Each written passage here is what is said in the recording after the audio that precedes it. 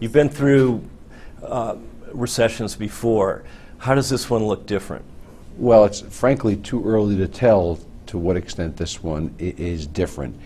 It certainly had the same kind of precipitous, calamitous fall than the last big downturn I remember back in '87.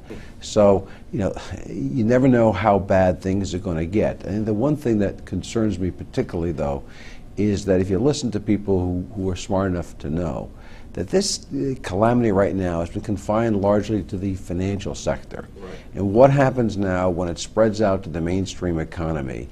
And I'm deeply worried about the fact that now the banks have all this money from the government in every way, shape, or form, that as opposed to going out and lending it to businesses, in particular small businesses, instead they hoard it or do acquisitions with it. And I think that would be very unfortunate.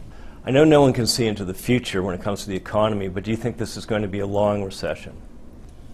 I figured out a long time ago that I'm not an economist.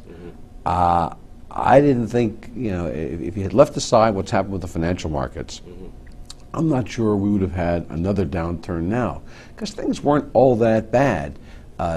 They weren't rosy, certainly, but they weren't all that bad since last fall. The last couple of weeks, things have been pretty ugly in most retailing and consumer sectors. Is this something permanent? Are we heading down from here? Gosh, I wish I knew. I don't.